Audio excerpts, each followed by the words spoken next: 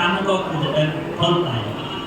শিৱক পূজা কৰিলে যদি আপোনাৰ এটা ল'ৰা আছে, শিৱক পূজা কৰিলে বোলে অলপ দিনৰ পিছত আপোনাৰ দুটা ল'ৰা হৈ যাব। ও হৰি ও ৰাম। আপোনাৰ যদি আসাম টাইপ ঘৰ আছে, বোলে আৰচিচি ঘৰ হৈ যাব, 2 মহল বিল্ডিং। ও হৰি ও ৰাম। এনেকুৱা কামনাৰ ফলত অন্ধ হয়। শ্ৰীমদ ভাগৱত গীতাৰ 7 নম্বৰ অধ্যায়ত 20 নম্বৰ শ্লোকত এই কথাটো কৃষ্ণই অৰ্জুনক কৈছে। হে অৰ্জুন, কামেস্ত্ৰে হৃতঃ জ্ঞানো প্ৰপদ্যন্তে অন্য দেৱতা। কামেস্ত্ৰে হৃতঃ জ্ঞানো প্ৰপদ্যন্তে অন্য দেৱতা। কামনাৰ ফলত বহিৰ্ভূত হয় হিতাহিত জ্ঞানবিলাক হৰুৱাৰ ফলত মানুহবিলাকে মোৰ নিচিনা পৰম ব্ৰহ্ম পৰমাত্মাক শৰণ নলয় অন্য দেৱ দেৱীৰ ওচৰত শৰণাপন্ন হৈছে। তাত ভুল মোৰ নাই। শ্ৰীমদ ভাগৱত গীতাৰ 7 নম্বৰ অধ্যায়ৰ 20 নম্বৰ শ্লোকত আছে। কাৰণ কামনা সোমাই গ'ল। পুৰাণবিলাকত কামনাৰ কথা কৈ দিলে। আৰু কামনাৰ ফলতে মানুহ জীৱবিলাক আমি বন্ধ হৈ আছো, বন্ধন হৈ গ'ল, বান্ধ খাই গৈছে। কামনাই মানুহক বান্ধিছে। আৰু বেদব্যাসক কৈছে, আৰু যিমান পাপবিলাক হৈছে নৰবলিলৈকে হৈছে, কামনাৰ ফলত মানুহবিলাকে নৰবলিলৈকে দিছে। আজি অলপ দিনৰ আগত বহুত 2-3 জাগাত নৰবলিলৈকে হৈছে। আৰু নিউজ পত্ৰতো পাইছে নৰহত্যা হৈছে, নৰবলি হৈছে। বোলে কিয় নৰবলি দিয়া হৈছে? বোলে কামনাৰ ফলত, অন্ধবিশ্বাসৰ ফলত। এই কামনাবিলাকে মানুহে অন্ধবিশ্বাসত বশৱৰ্তী হয়। কামনাৰ ফলতে মানুহবিলাকে তন্ত্ৰ মন্ত্ৰ যাগ যজ্ঞ পূজা বলি বিধান কৰি মানুহবিলাক নৰকামী হৈছে। তেতিয়া বেদব্যাসক কৈছে, হে বেদব্যাস, তুমি এখন এনেকুৱা শাস্ত্ৰ নিৰূপণ কৰা, ধ্যান দি শুনিব, বৰ গুৰুত্বপূৰ্ণ তত্ত্ব, য'ত নেকি পৰম তত্ত্বৰ নিৰ্ণয় হ'ব লাগিব। সুপ্ৰিম যিজন পৰমাত্মা, তাৰ গুণনাম লীলা চৰিত্ৰৰ কথা বৰ্ণনা হ'ব। তেতিয়াহে তোমাৰ মানসিক যিটো অসুস্থতাত ভুগি আছা, তাৰ পৰা তুমি মুক্ত হ'ব পাৰিবা। তো বেদব্যাসে প্ৰশ্ন কৰিলে নাৰদক, প্ৰভু, মইতো বোলে সেইজনৰ বোলে গুণনাম শ্ৰৱণ কীৰ্তনৰ কাৰণে শ্ৰীমদ ভাগৱত গীতা লিখিছিলো নহয়। তেতিয়া নাৰদে কৈছে, বোলে তাক তুমি ভগৱন্তক তুমি প্ৰাধান্য নিদিলা। বোলে ভগৱন্তক তুমি সাৰথি হিচাপে ৰাখি থৈ দিলা, হয়নে নহয়? তাক তুমি অৰ্জুনক হিৰ বনাই দিলা। তুমি গীতাত শ্ৰীমদ ভাগৱত গীতা লিখিলা, তাক তুমি ভগৱানক কিন্তু প্ৰাধান্য ইমান নিদিলা। ভগৱানক তুমি সাৰথি বনাই ৰাখি দিলা, আৰু অৰ্জুনৰ মাহাত্ম্যটো তুমি বেছি ব্যাখ্যান কৰিলা। গতিকে এতিয়া এনেখন এখন শাস্ত্ৰ ৰচনা কৰিব লাগিব, য'ত গোবিন্দৰ গুণনাম শ্ৰৱণ আৰু কীৰ্তন ধৰ্ম নিৰূপণ থাকিব লাগিব, যাক পঢ়ি জীৱনতে মুক্ত হ'ব পাৰে ব্যক্তি। ধ্যান দিব, বৰ গুৰুত্বপূৰ্ণ। এতিয়া কিছুমান ব্যাখ্যাকাৰকে আকৌ আপোনালোকক এনেকৈ ক'ব পাৰে যে এইটো কথাটোহে কৈছে, জ্ঞান নাপাব কথাটোহে কৈছে। বোলে তুমি কৰ্ম মাৰ্গ কাম কৰি থাকা, আৰু এফালে ভাগৱতো গাই থাকা, নাম ধৰ্মতো থাকা, 2 নাম 2 ভৰি হৈ থাকে। ও হৰি ও ৰাম। আৰু দুইফালে 2টা নাম যদি গুচি যায়, একেবাৰে ঝাপলুমকে নদীটোত পৰি যাব। ও হৰি ও ৰাম ও ৰাম।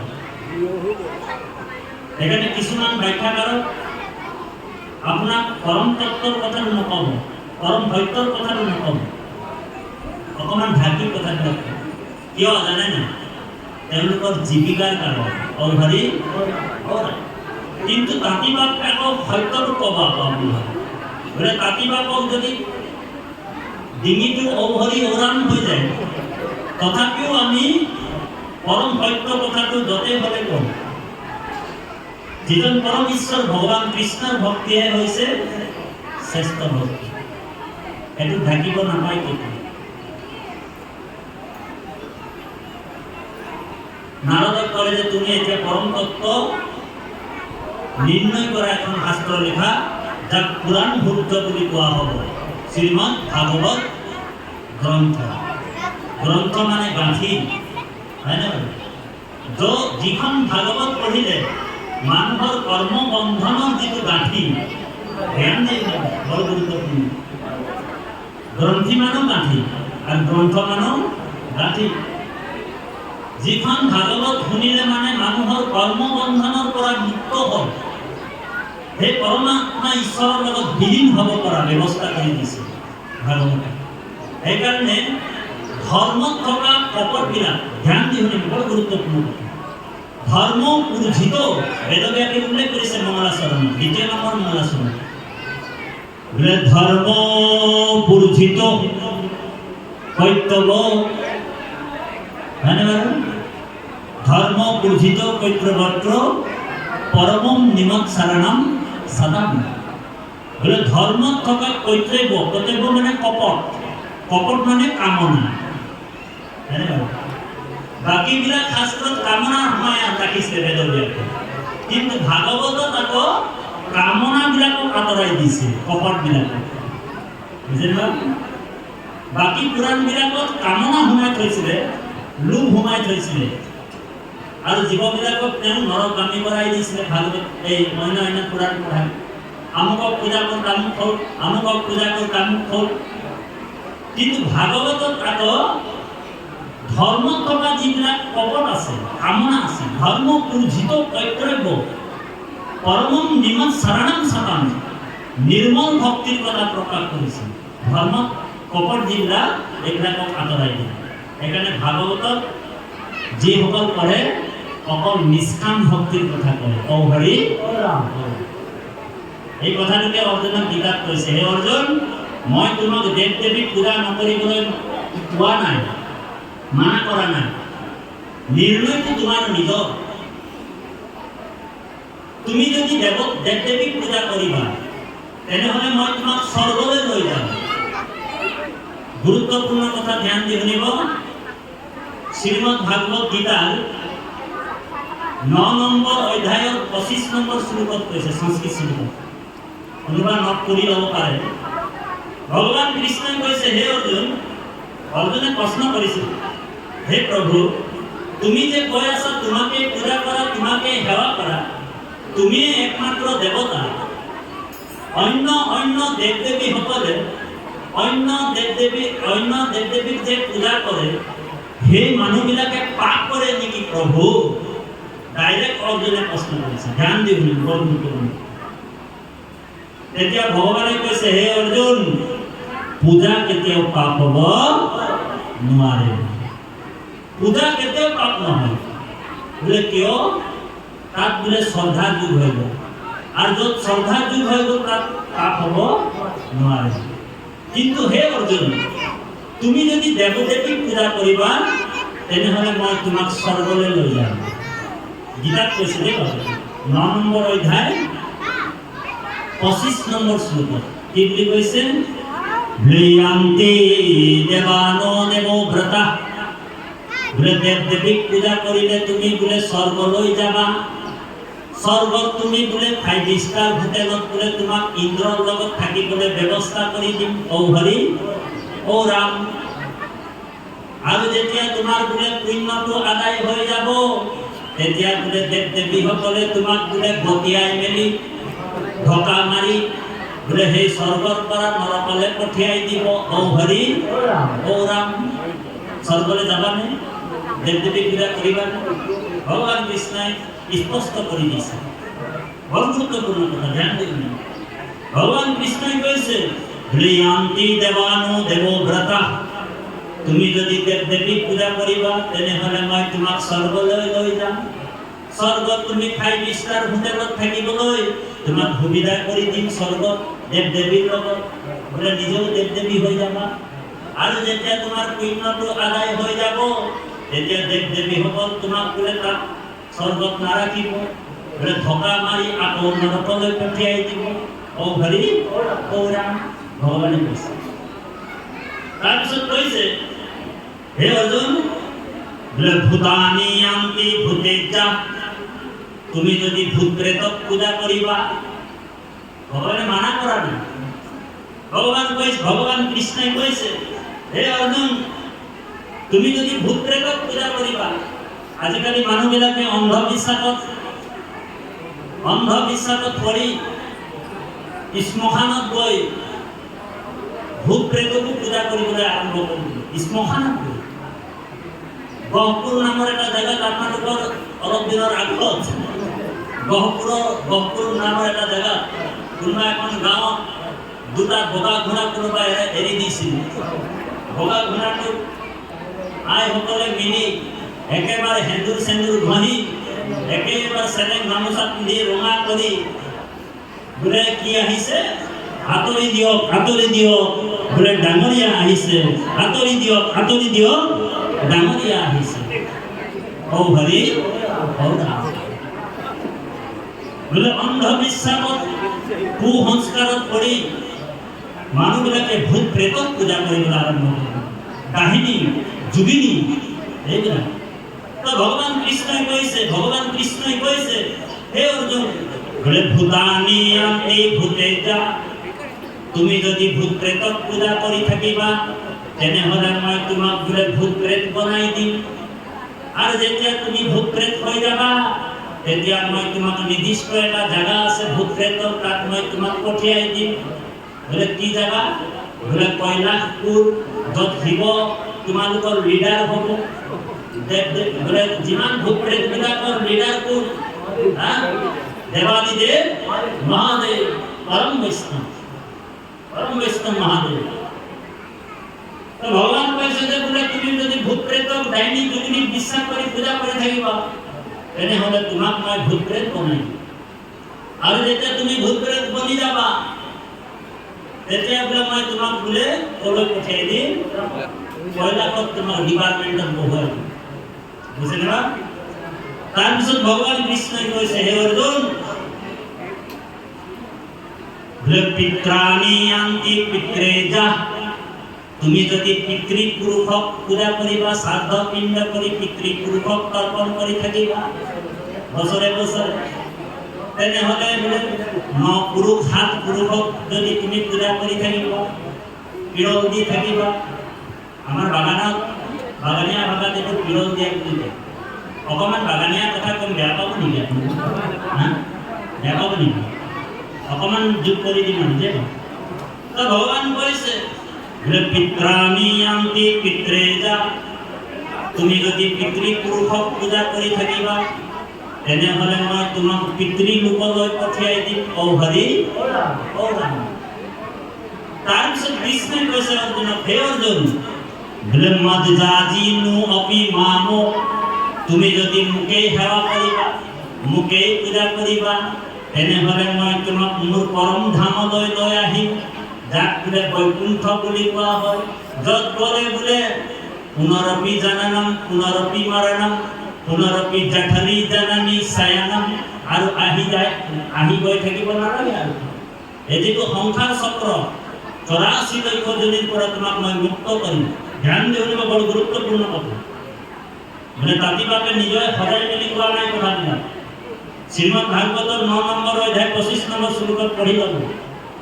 ভগৱান কৃষ্ণই কৈছে মজ্জাজিনো অপি মামো, তুমি যদি মোকেই সেৱা কৰিবা, মোকেই পূজা কৰিবা, মই একমাত্ৰ দেৱতা বুলি যদি ভাবিবা, বিশ্বাস কৰিবা, বিশ্বাস কৰিবা, তেতিয়া মোৰ পৰম ধামলৈ লৈ আহিম তোমাক। এই জায়গাটোত কয় বৈকুণ্ঠ, য'ত গ'লে বোলে পুনৰ্জন্ম মৰণ হ'ব নালাগিব। তো অৰ্জুনে প্ৰশ্ন কৰিছে প্ৰভু বোলে তোমাৰ সেই পৰম ধামনো ক'ত আছে? বোলে ক'ত আছে সেই পৰম ধাম, তুমি দেখুৱাব লাগিব। বোলে অকল সিদ্ধান্ত দিলে নহ'ব, বোলে দৃষ্টান্ত দিব লাগিব। তো ভগৱান কৈছে, ইয়াত ভগৱানে কৈছে যে ন তদ্ৰ ভাস্ৰয়তে সূৰ্য, তাত বোলে সূৰ্যৰ পোহৰে নাযায়। তো ভগৱানে কৈছে যে তত বোলে তত সূৰ্যৰ পোহৰে নাযায় বুলি কৈছে। ন তদ্ৰ ভাস্ৰয়তে সূৰ্য, ন তদ্ৰ ভাস্ৰয়তে সূৰ্য, ন শশাঙ্ক ন পাবক। শশাঙ্ক মানে চন্দ্ৰ, পাবক মানে অগ্নি। যদ্গত্তানো নিৰ্বন্তন্তে তদ্ধাম পৰমম মম। এটো মোৰ পৰম ধাম। এটো আমাৰ গুৰুজনে আমাক পৰম ধামটো আমাক ইয়াতে, আমাৰ দ্বিতীয় বৈকুণ্ঠ ইয়াতে বনাই ৰাখিছে, হয়নে বাৰু? আমাৰ আসনখন কি হ'ল? বৈকুণ্ঠ হ'ল। ভগৱান কৈছে ন তদ্ৰ ভাস্ৰয়তে সূৰ্য, তাত সূৰ্যৰ পোহৰে নাযায়। ন শশাঙ্ক ন পাবক, যদ্গত্তানো নির্বন্তন্তে তদ্ধাম পরমম মম। ব্রহ্মায়ার সৃজন ইটু, হে ব্রহ্মাণ্ড ততে সমস্ত বিনাশিয়া কহিলু স্বরূপ। ব্রহ্মাণ্ডর পাদ ইটু কৃষ্ণর নগর, কদাচিতু নুহি নাথ জানা মুনিবৰ। এইটো ব্ৰহ্মাই নাৰদক কৈছে। ব্ৰহ্মাণ্ডৰ পাদ ইটু কৃষ্ণৰ নগৰ, কদাচিতু নুহি নাথ জানা মুনিবৰ। বোলে প্ৰপঞ্চ ভিতৰে নুহিকে হেন থান, ভক্তৰ নিমিত্তে কৃষ্ণ কৰিছা নিৰ্মাণ। কাৰ কাৰণে বনাইছে? আপোনালোকৰ কাৰণে স্পেচিয়েল বনাই ৰাখিছে ভগৱান। বোলে তাত যাবলৈ হ'লে বহুত ডিগ্ৰী লাগে নেকি? বহুত পঢ়া লিখা লাগিব নেকি? শাস্ত্ৰ জানিব লাগিব, বেদ জানিব লাগিব নেকি? আমাৰ গুৰুজনাই কৈছে ভগৱানক ভক্তি কৰিবলৈ হ'লে কোনো ডিগ্ৰীৰ প্ৰয়োজন নাই। নলাগে ভক্তিটো দেৱ দ্বিজ ঋষি হইবে, নলাগে ভক্তিটো দেৱ দ্বিজ ঋষি হইবে, নলাগে সমৃদ্ধ বিস্তৰ শাস্ত্ৰ জানিবে। তপ জপ যজ্ঞ হবে বিড়ম্বন, কেৱলে ভক্তিত তুষ্ট ভন্ত নাৰায়ণ। গতিকে কৃপালু বাবা হেমস্ত সেইজন পৰমাত্মাক আমি পাবলৈ হ'লে সুদৃঢ় বিশ্বাসে আমি ভগৱন্ত কৃষ্ণ চৰণত শৰণাপন্ন হওঁ। সুদৃঢ় বিশ্বাস তিনি প্ৰকাৰ, অকল বিশ্বাস, দৃঢ় বিশ্বাস আৰু সুদৃঢ় বিশ্বাস। আমি নাম ধৰ্মত সুদৃঢ় বিশ্বাস কৰিব লাগে। কাৰণ আপোনাৰ হওক আমি ৰজাৰ ধৰ্ম লৈ আছো। নাম ধৰ্ম কি? বোলে ৰজাৰ ধৰ্ম, হয়নে বাৰু? আন ধৰ্ম কৃষ্ণৰ লগতে গুচি গ'লা, এক স্থানে ভূয়া হৰি নাম মাজে লৈ।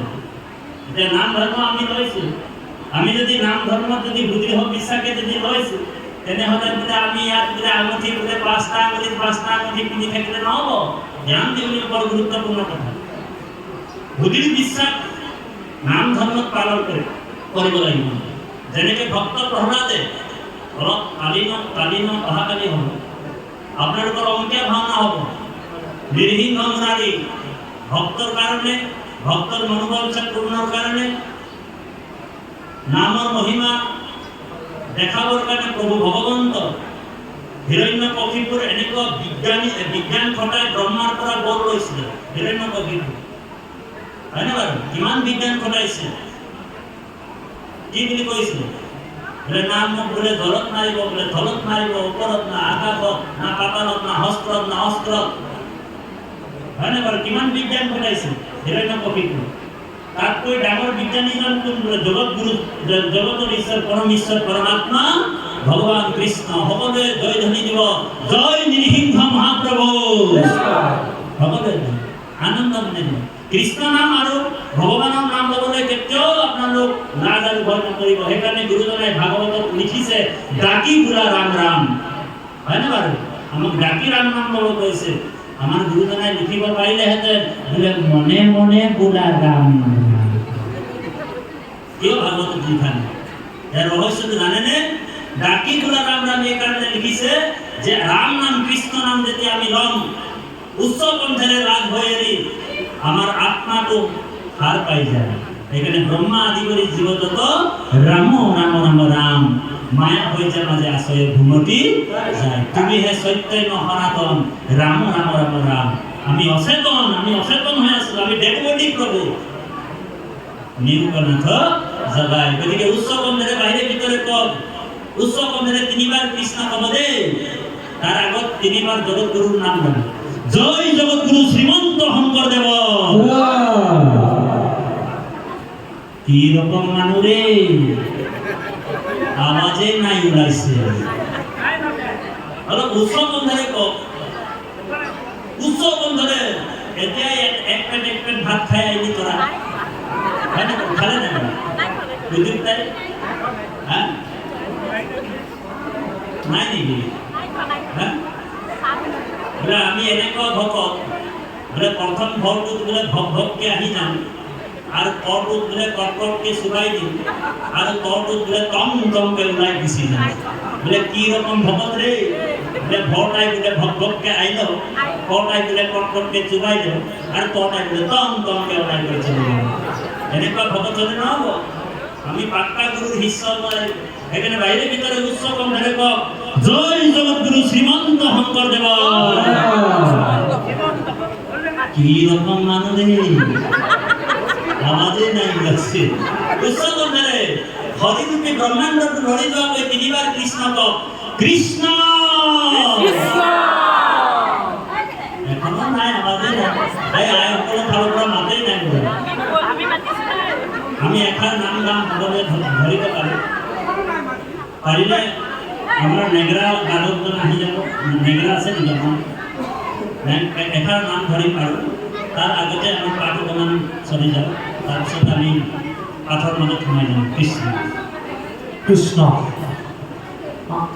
হে ৰাম মাধৱে বোলন্ত মোক, কৃষ্ণ কৃষ্ণ কৃষ্ণ বুলি সদায়ে সোমৰে যিটো নাম, জলখণ্ডে যেন পদ্ম নৰকৰ পৰা তাংক আপুনি উধাৰো ৰঙমণি। সেইকাৰণে ৰামকৃষ্ণ নাম অভেদ কবচ, সদায় যিটো জন পিন্ধয়, তিনি গুণ বৃত্তিশয় অস্ত্ৰৰ প্ৰহাৰে আৰু তাক নিবিধ। যিজন নেকি ৰাম কৃষ্ণ গুৰুৰ বিশ্বাসে ভক্তি কৰে, ৰাম নাম কৃষ্ণ নাম লয়, সেইজনৰ পাঁচটা আঙুলিত আঙুঠি পিন্ধিব দৰকাৰ নাই, হাতত ৰছী লগাব দৰকাৰ নাই। বোলে ৰাখে হৰি মাৰে কোন, মাৰে হৰি ৰাখে কোন। হৰিয়ে নাৰাখিলে আপোনাক জৰিয়ে ৰাখিব নোৱাৰে। গুৰুৰ বিশ্বাস, এনেকুৱা বিশ্বাস গুৰুৰ বিশ্বাস। কিন্তু আজিকালি দেখা যায় একফালে হৰণ লৈ লৈ মানুহবিলাক বোলে পথ হৰণ হ'ল, বোলে সত্ৰ হৰণ হ'ল, তোমালোকৰ পথ হ'ল, বোলে সংঘ হৰণ হ'ল, তোমালোকৰ বোলে ভাগৱতী সমাজ, তোমালোকৰ বোলে শংকৰ সমাজ। এতিয়া কি হ'ব বোলে, এতিয়া ডাইৰেক্ট ব্যৱহাৰটো বৈকুণ্ঠত লাগি গ'ল আৰু আমি উঠি যামনে আৰু। আৰু এইফালে আঙুঠিবিলাকক এই হাতত, এইটো বোলে মংগল গ্ৰহ আঙুঠি, এইটো শনি গ্ৰহৰ আঙুঠি, এইটো বোলে এইটো প্ৰবল ধাতু, এইটো বোলে গণৰ খৰ্গ। বোলে গণৰ খৰ্গটো তুমি ক'ত পালা? বোলে কাজিৰঙাত গণ এটাক চোৰাংচোৱাই বোলে গুলি মাৰি মাৰ্ডাৰ কৰি মৰাই পেলালে, আৰু খৰ্গটো বোলে চোৰাংচোৱাই বোলে বিক্ৰী কৰি আছিল, হয় নহয়? তাৰে চোৰাংচোৱাৰ পৰা মই 25,000 টকাত বোলে খৰ্গ অকণমান কিনিলোঁ আৰু আঙুঠি ভৰাই পিন্ধিছোঁ। বোলে এইটো পিন্ধিলে কি হ'ব? বোলে মই বোলে মৃত্যুৱে মোক কাজ কৰিব নোৱাৰে, মই বোলে অভয় পাই গ'লোঁ, হয় নহয়? এনেকুৱা দদামূৰ্খ পৃথিৱীত বহুত ঘূৰি ফুৰিছে, আমাৰ মাজতো আছে। আৰু হৰি হৰণ লোৱাৰ পিছতো আমি ডাইৰেক্ট কৈছোঁ, বেয়া নাপাব, আৰু পাব দাদী পাব, আৰু এনেও নামাতে আপোনালোকে। সঁচা কথা ক'লে এনেও নামাতে। এইবাৰে লাষ্ট মাতিছে আৰু দাদী বাপ যেনে তেনে, হয় নে বাৰু?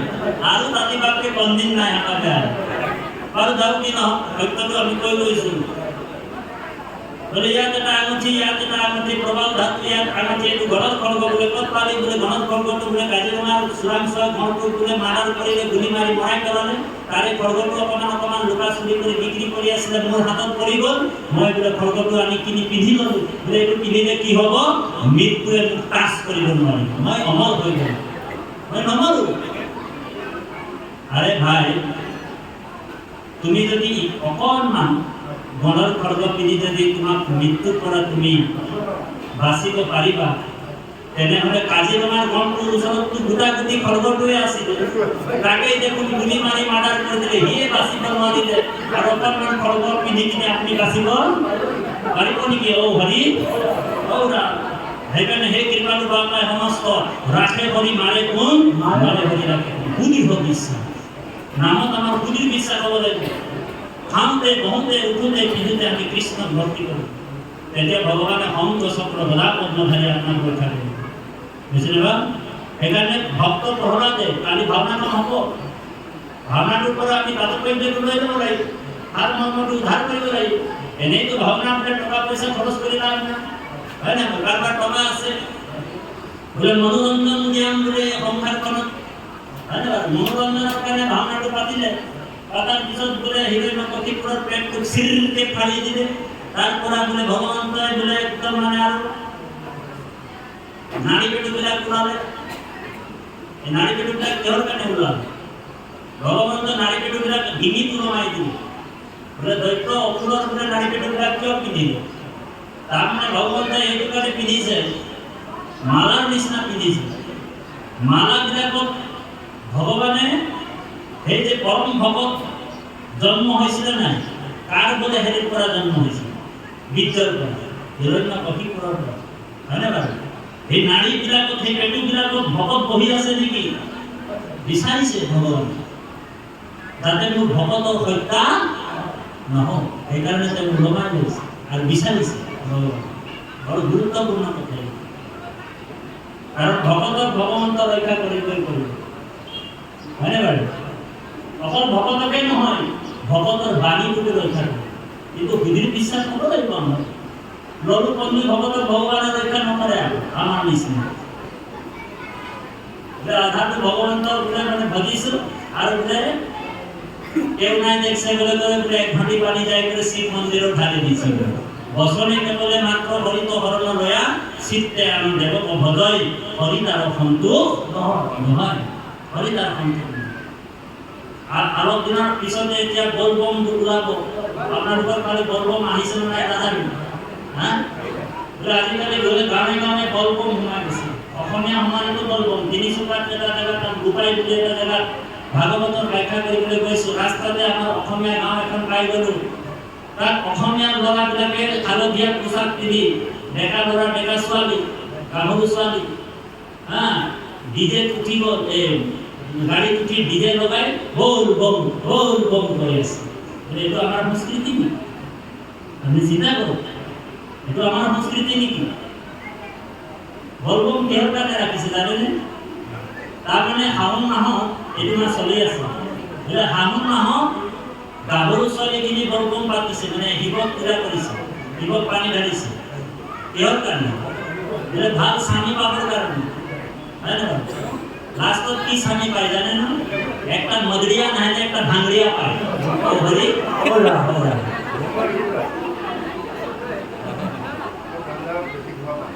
হ্যাঁ, এটা মদাইয়া নহলে এটা ভাঙড়িয়া, গ্যারান্টি আছে। কিন্তু কৃষ্ণক যিসকল ভজিছে তেওঁলোক ভগৱন্তৰ যিটো স্বৰূপ আছে লাভ কৰিব। যদি কৃপালু বাৰ্তা সমস্ত আমাৰ 1 মিনিট আমাৰ হৰিনাম ল'ম, তাৰ মাজত অকণমান পাঠ আগবাঢ়ক। আমি এই নৱনিধিৰ কথাটো আমি উল্লেখ কৰিলোঁ আপোনালোকক, 9 বিধ ভক্তিৰ কথা কৈছে, তাৰপিছত আমি পাঠৰ মাজত সোমাই যাম। কৃষ্ণ, আমি পুনৰ পাঠলৈকে আগবাঢ়িছোঁ।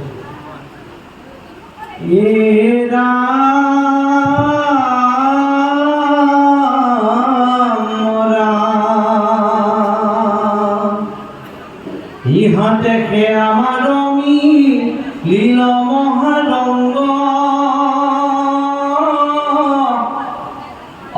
তুমি হেন মহন্তক পাইলু ভাগ্যে সঙ্গ। ৰাম যত স্বৰ্গ সুখ যিটো মুখ্য সুখ মূল, ভকতৰ সংগ লোৱাল পথ ৰহিতো লা ৰবি ৰথ যেন বায়ু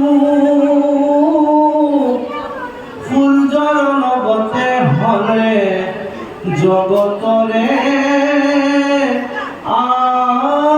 আয়ু ৰাম একক্ষণ মানে যিটো শুনে কৃষ্ণ কথা তাৰ বিনে আনৰ যি মন যায় বৃথা কৃষ্ণ তোর পিয়ায় আমি করু কর্ম যত তাতো নানা বিঘ্নি আছে জানিলো মরদ এতেকে পিউক কৃষ্ণ চরিত্র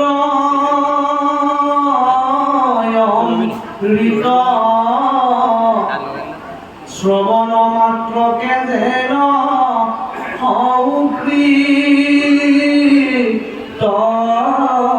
কৃত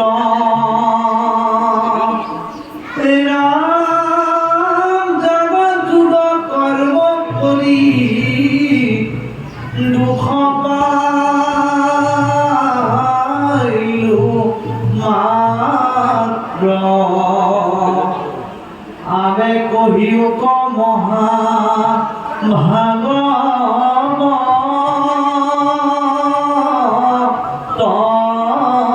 শাস্ত্র কৃষ্ণ কথাই তুই আমি তত করি সেদ হত হুক পরি ক্ষিতর সম্বাদ